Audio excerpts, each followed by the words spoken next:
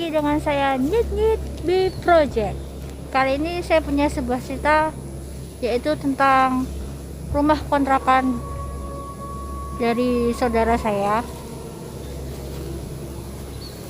Rumah kontrakan ini mempunyai sebuah cerita-cerita misteri di dalamnya. Saudara saya ini tinggal di rumah kontrakan yang baru itu bersama dengan ketiga orang anaknya dan juga suaminya, tetapi suaminya memang bekerja di luar Pulau Jawa. Cerita bermula dari anak saudara saya ini. Anak dari saudara saya ini, anak laki-lakinya, dia baru saja pulang dari kerja sekitar jam 7 malam. Sesampai di rumah, anak laki-lakinya pun bersih-bersih dan cuci tangan, santai-santai dulu di depan TV sambil melihat TV.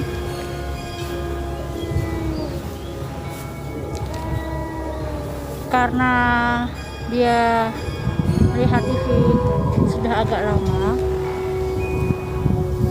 dia hendak mandi. Sebelum mandi, dia menuju ke kamarnya untuk membawa baju dan perlengkapan mandinya. Sewaktu dia berjalan ke arah kamarnya, dia melihat berjalan di dekat tangga depan kamarnya itu. Dia melihat seorang perempuan berambut panjang duduk pas di tangga itu, tetapi rambutnya menutupi seluruh wajah perempuan itu. Dia mengamati perempuan itu agak lama, kemudian perempuan itu tiba-tiba menghilang di hadapannya, dan bulu kuduknya dari anak saudara laki-laki saya pun mulai berdiri. Dia mulai agak ketakutan. Tiba-tiba terdengar suara dari ibunya di lantai atas. Anak laki-lakinya ini berada di lantai paling bawah. Ibunya menyapa anak laki-laki tersebut. "Nak, kamu sudah pulang, dan kenapa kamu dari tadi berdiri di situ dan kamu terdiam di situ? Ada apa?" Ibunya pun turun menghampiri anak laki-lakinya itu, dan anak laki-lakinya itu berbicara kepada ibunya. "Bu, waktu saya mau mengambil baju di dalam kamar, saya melihat di depan tangga itu ada seorang wanita sedang duduk, rambutnya panjang, dan rambutnya itu menutupi seluruh wajahnya. Saya amati, tiba-tiba dia menghilang begitu saja." "Siapa ya, Bu?" Ibunya pun menjawab, "Di rumah kan tidak ada siapa-siapa, tidak ada tamu dan tidak ada seorang pun di sini." Karena dia merasa agak ketakutan dan semakin bulu kuduknya merinding, dia ingin mengusir rasa ketakutannya. Dia bergegas menuju ke kamar mandi untuk segera mandi. Lalu pada keesokan harinya ada kejadian misteri lagi yang dialami oleh anak laki-laki dari saudara saya ini. Waktu itu dia habis pulang dari berbelanja karena dia sedang libur, dan dia ingin memasak puding. Dia ingin ibunya memasak puding buat dia.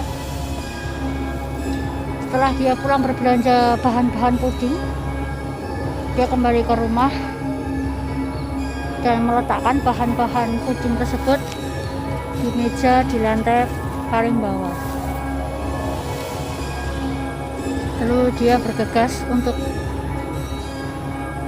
ke kamar mandi untuk bersih-bersih, cuci tangan dan lain sebagainya. Kemudian dia kembali lagi untuk mengambil bahan puding tersebut dan ingin diberikan kepada ibunya. Tetapi dia terkejut melihat meja itu kosong. Meja itu tidak ada bahan-bahan yang habis dia beli. Lalu dia berteriak dan memanggil ibunya. Ibunya pun bergegas menghampiri anaknya tersebut. Anak laki-lakinya itu bertanya kepada ibunya, "Bu, tadi saya meletakkan bahan-bahan puding itu di sini. Kemudian aku ke kamar mandi sebentar. Habis dari kamar mandi, saya melihat di meja ini kosong, tidak ada bahan yang saya beli tadi, Bu. Ibu pindahkan barang-barang tadi di mana?" Ibunya pun menjawab, "Ibu dari tadi tidak memindahkan barang yang di atas meja ini. Ibu dari tadi di depan."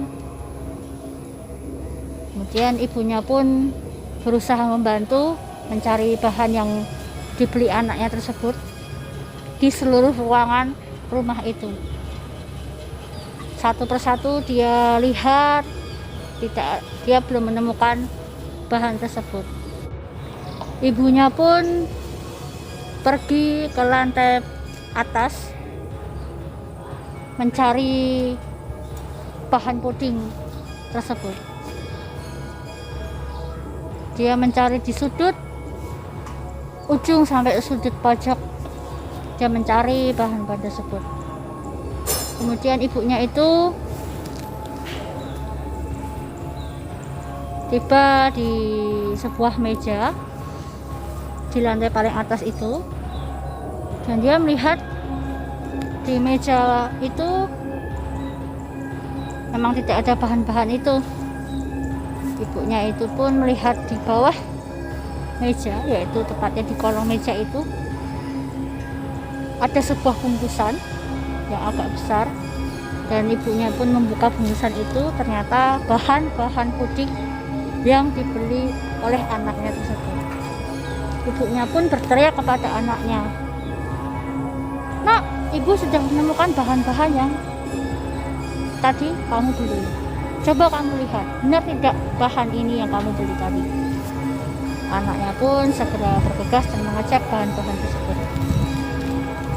Dan benar, bahan-bahan itu yang tadi memang dibeli oleh anaknya tersebut. Anaknya pun berpikir, ibunya tidak memindahkan bahan-bahan tersebut ke lantai paling atas, dan dia yakin dia meletakkan bahan itu di lantai paling bawah di meja itu. Kenapa sekarang tiba-tiba bahan itu berpindah ke lantai atas di bawah meja? Siapa yang memindahkan barang-barang ini? Ibunya pun juga penasaran, kenapa barangnya bisa berpindah tempat. Kemudian pada keesokan harinya, ibunya pun semakin penasaran apa yang terjadi di dalam rumahnya. Ada hal ganjil seperti itu. Keesokan harinya ibunya pun bertemu dengan tetangga di sekitar rumah kontrakannya, yaitu tepatnya di depan rumah saudara saya ini. Dia bertanya kepada tetangga itu tentang sejarah rumah kontrakan itu. Dia bertanya, sebenarnya dahulu ini rumah kontrakan ini bekas apa? Tetangganya itu pun bercerita kepada saudara saya bahwa rumah kontrakan yang ditempati sekarang dulunya memang bekas ada seorang wanita yang sedang bunuh diri di situ, dan arwahnya pun sampai saat ini masih penasaran di rumah itu. Setelah ditemukan wanita yang bunuh diri itu, rumah itu pun kosong memang sudah sangat lama, hingga akhirnya saudara saya berani mengontrak rumah itu karena saudara saya tidak tahu sejarah dari rumah itu. Jadi rumah itu memang dahulunya bekas ada seorang wanita yang bunuh diri di situ, dan arwahnya pun penasaran di rumah itu, jadi masih berada di rumah itu, dan dia mungkin ingin memperkenalkan diri kepada saudara saya dan kepada anak-anaknya bahwa dia memang tinggal di rumah itu, tapi memang agak mengganggu, dan saudara saya memang merasa terganggu dengan kehadiran makhluk ini. Jadi sampai saat ini pun makhluk itu berdampingan dengan saudara dan anak-anaknya. Oke, sekian cerita dari saya, Nit Nit B Project. Sampai ketemu di lain cerita.